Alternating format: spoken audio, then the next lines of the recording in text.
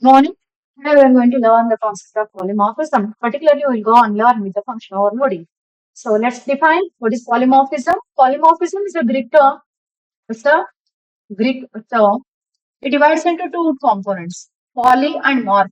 Poly means many, morph means form. So a single function can take more than one form, depend upon the number of arguments and type of arguments. So there are two types. One is a compile time polymorphism and second one is a runtime polymorphism. That is wrapping up of data member and member function together. This is called compile time, is also called as overloading or static binding. Another name for that is overloading or a static binding. Whereas a runtime polymorphism, this is also called as overriding or late binding. It's called late binding or this is also called as overriding. Okay, so the compile time polymorphism can be achieved in two ways. One is using function overloading and other concept is operator overloading. Whereas runtime polymorphism can be done with a virtual function or a pure virtual function. So today's main focus is here with the function overloading. So let's take what is by function overloading, we are going to do and the things. The function overloading.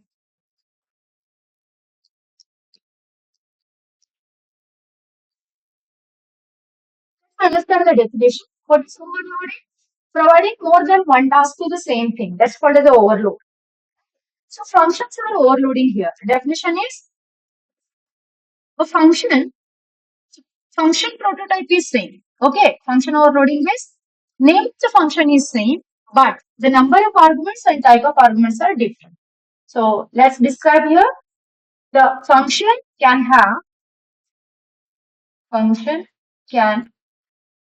perform more than one task. More than one task. Depends upon type and number of parameters passed to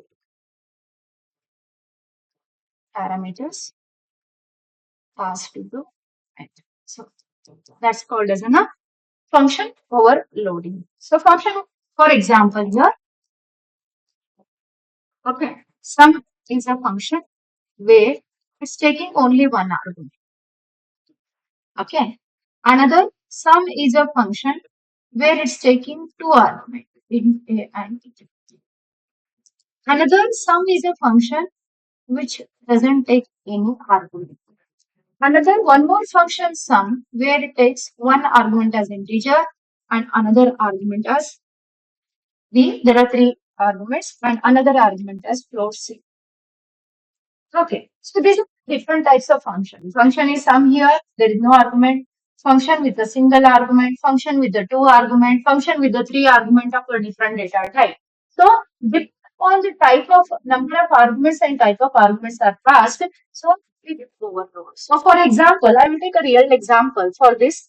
Understand what is function overloading. Function overloading. So that you will be very clear what is that concept of overloading is. Say person XYZ is a person. If I pass the argument college, if I pass the argument college to XYZ person. So they, the XYZ either act as lecturer or a student. Lecturer or student. That's his operation. Okay. The task as the XYZ is a person.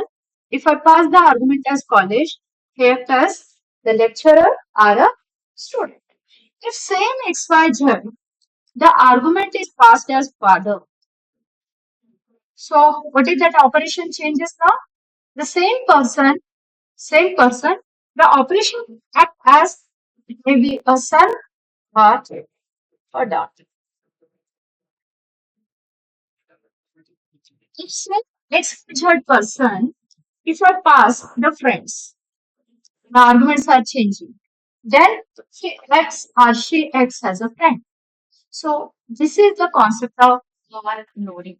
Function having the Same person. XYZ is the same function. Function is same, but the type of arguments are different. Depending upon the type of argument, the operation is different. The acting as that's called as a function overloading. So let's take the function having the different type of argument and different number of arguments or called function overloading. Let's take a one programs to understand that class function overloading example.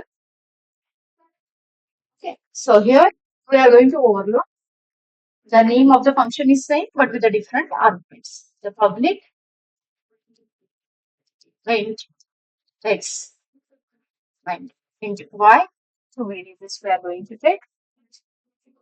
Then public we are performing. I'm not returning any value, right? Sum and a. So here see out simply displaying the value of add a plus a. Okay. Similarly, y sum int a float b and see out addition is equal to slash t plus b. Okay. Y one more I will take. Place of argument can be changed. Okay. Float c int a int b. There are three arguments over here. C out addition equal to a plus b plus c. Close with this and I'm closing with the plus. Let's create an object and pause. Okay. In main, creating the object for the function example. Function example. That's an object, then object dot sum. So that will be called object dot sum. Here integer and float value. Then to 3 point. Okay. Then how to call this? That is object dot sum of what are the values here? First value is float int a. So 5.23 comma 6. Okay. Then as it is an integer, we are going to say return. So this is the program of function overloading. So let's trace back this. How we are going to trace? So first you are going to trace it. Once you trace the program, so first object is created. Object created is passed the integer. So that will call here and 5 plus 5 that is 10. Hence add 10 will come. So there is no slash c, there is nothing. Next, we're calling integer and float. So this calls here. This object called here. So integer and float that is 2 plus 3.2. Okay. So that is addition equal to